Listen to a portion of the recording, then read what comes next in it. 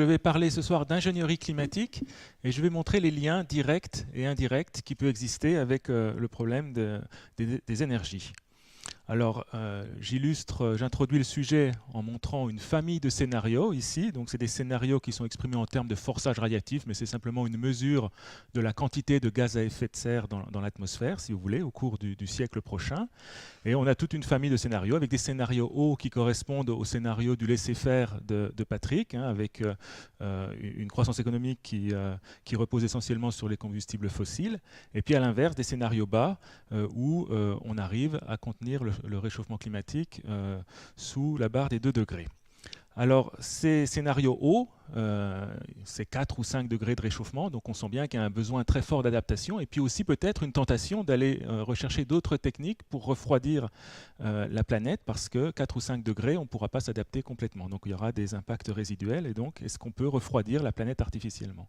Et puis les scénarios bas, au contraire, vous pouvez remarquer que certains, eh bien, le forçage radiatif, il atteint un pic en 2040, et après il redescend lentement, et ça c'est parce qu'on a introduit dans des scénarios comme ça des techniques de captage du CO2 atmosphérique qui vont aller faire redescendre la concentration de gaz à effet de serre dans l'atmosphère.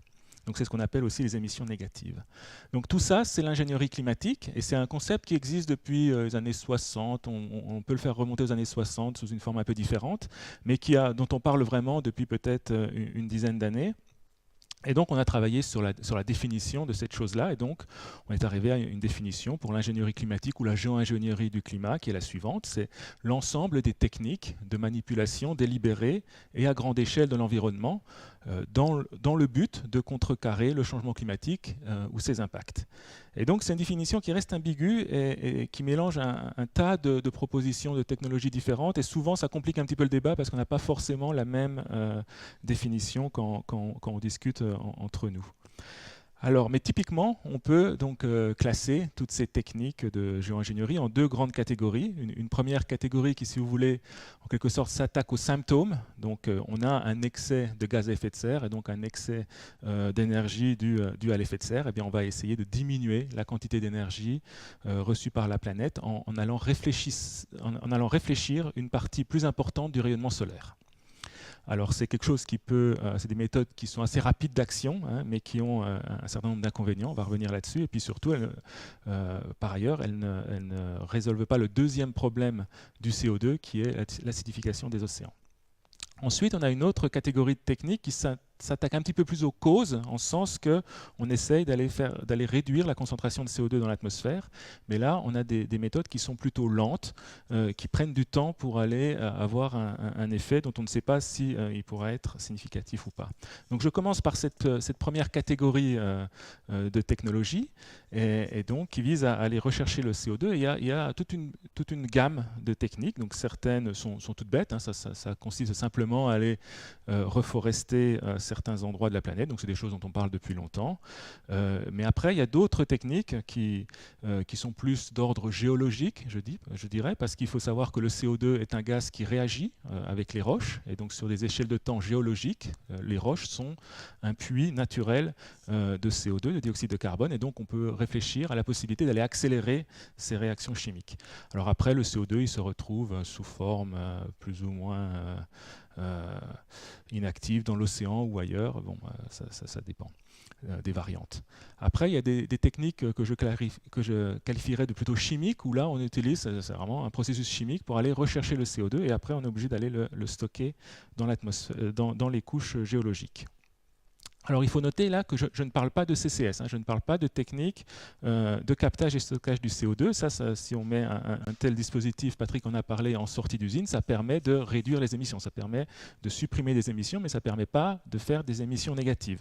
Cependant, il y a quand même des commonalités avec ce dont je parle, hein. Si on fait du captage atmosphérique direct, ou alors si on fait des centrales thermiques qui fonctionnent avec de la biomasse et qu'on associe ces techniques de captage et de stockage géologique, alors là, on a créé des émissions négatives, hein, puisque après, la forêt, dans le cas du bio-CCS, la forêt va repousser, et dans le cas du captage atmosphérique direct, c'est un captage direct du CO2 atmosphérique. Et puis ensuite, on a les autres techniques dont je parlais précédemment, la forestation, la reforestation, le biochar, c'est aller mettre du charbon de bois dans les sols, où on espère qu'il va avoir une durée de vie un peu plus longue, et on va ralentir en quelque sorte le cycle du carbone. Donc il y a cet ensemble de techniques d'émissions négatives. Et donc il y a un certain nombre de questions qui se posent. Si je prends un exemple ici, donc le captage atmosphérique direct, les chimistes nous disent on sait faire, c'est pas bien difficile. Hein, il y a même des startups qui existent. Hein, j'en ai mentionné 2 ici. Il y a différentes techniques, soit avec des bases. Hein. Il faut savoir que le CO2 c'est un acide, donc il réagit avec les bases. Donc on peut le faire réagir et puis après en chauffant le système, on arrive à récupérer du CO2 pur qu'on peut aller ensuite essayer de stocker.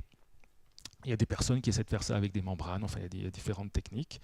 Mais il faut savoir que le CO2 est en très faible concentration dans l'atmosphère et donc il y a un coût énergétique à faire cela. Et la thermodynamique nous dit qu'il y a une énergie minimale, impossible de descendre en dessous de 22 kJ par mol de CO2 qu'on va capturer. Et puis dans la pratique, c'est plutôt de l'ordre de 500 kJ par mol. Et donc on peut faire un petit calcul de coin de table et puis de voir que si on veut supprimer 1 watt par mètre carré de forçage radiatif, donc pour vous donner un ordre d'idée, hein, le forçage radiatif à l'heure actuelle, c'est 2,7 watts par mètre carré. Et puis ça continue d'augmenter. Donc si on veut supprimer 1 watt par mètre carré de forçage radiatif, il faudrait y consacrer, avec ces techniques chimiques, une quantité d'énergie qui correspond à 10 années de la consommation d'énergie primaire mondiale. Donc c'est quelque chose d'énorme. Alors on n'est pas obligé de le faire en 1 an, on n'est pas obligé de le faire en 10 ans, on peut le faire en 50 ans, mais quand même, ça représente une quantité d'énergie absolument énorme. Donc ça montre que c'est des techniques qui sont faisables, mais ça va être très difficile de les faire à grande échelle pour avoir un impact significatif sur le climat. Alors il y a d'autres techniques dont je ne parle pas, on pourra peut-être revenir dessus pendant les questions. Et je passe à ma deuxième catégorie de techniques qui vise donc cette fois-ci à venir refroidir le climat. Et donc là, pareil, il y a toute une gamme de technologies qui ont été proposées, donc des gens qu'on peut mettre des miroirs dans l'espace, donc ça, je pense qu'on peut l'éliminer, hein, c'est plus de la science-fiction, on a montré que c'est guère possible.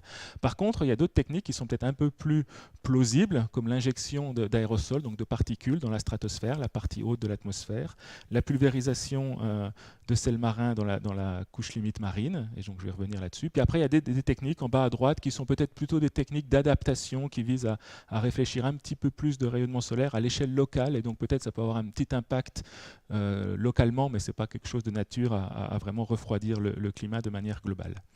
Donc le premier exemple ici, qui est sans doute l'exemple qui est le plus étudié, consiste à injecter des particules ou alors des gaz précurseurs de particules dans la stratosphère, donc comme par exemple du SO2, et ça forme des aérosols soufrés, et ces aérosols vont venir réfléchir le rayonnement solaire et donc refroidir la planète. Et donc un excellent analogue qui est les éruptions volcaniques. On sait que quand il y a une grosse éruption volcanique, il peut y avoir un refroidissement.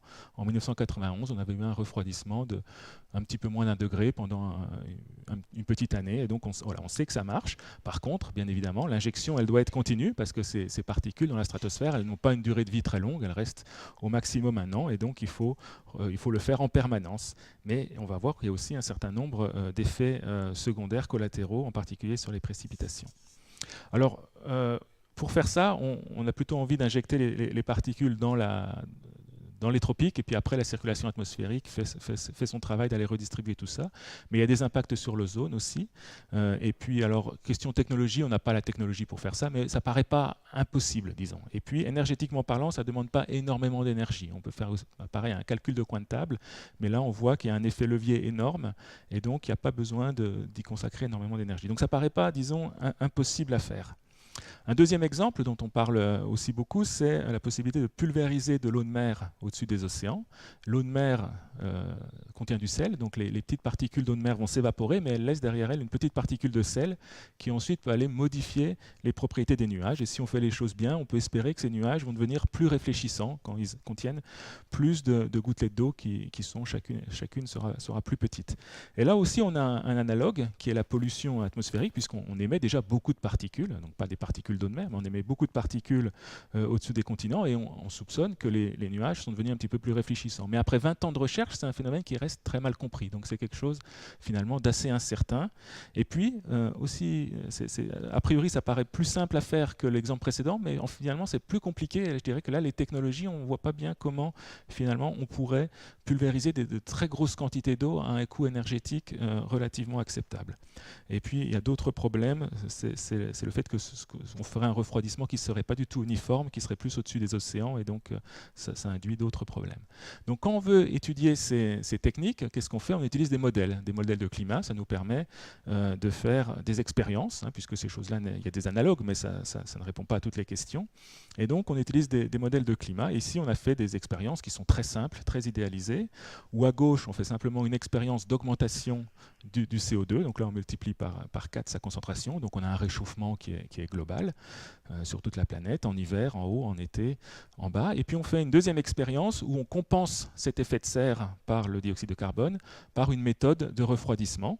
Et donc on voit qu'on peut effectivement refroidir le climat, mais pas de manière uniforme. Il y a des régions où il reste un réchauffement, des régions où il y a plutôt un petit refroidissement. Et donc ça change les gradients de température. Et qui dit gradient de température, dit circulation atmosphérique, régime de précipitation. Et on voit qu'avec la géo-ingénierie, on ne retourne pas à un climat pré-industriel, il reste une perturbation climatique et il reste en particulier des changements de précipitation à l'échelle régionale, donc c'est les figures de droite, qui sont assez importantes et ça va plutôt vers une diminution des précipitations. Ça, c'est ce que les modèles nous disent et puis on a aussi des arguments théoriques pour montrer cela. Et donc là, on voit, par exemple, sur l'Amazonie, il y a une réduction des précipitations qui est assez importante. En été, il y a aussi réduction des précipitations au-dessus de l'Amérique du Nord, l'Europe. Alors, je dis pas qu'on a une confiance absolue en ces modèles et que c'est ça qui se produirait, mais on peut dire avec certitude qu'il y aura des changements de précipitation associés à ce genre de technologie et donc ça pose nécessairement des problèmes. Mais je dirais le problème sans doute le plus important, c'est vraiment le fait que ces techniques, elles doivent être faites en permanence. Donc là, à nouveau, des expériences très idéalisées faites avec nos modèles.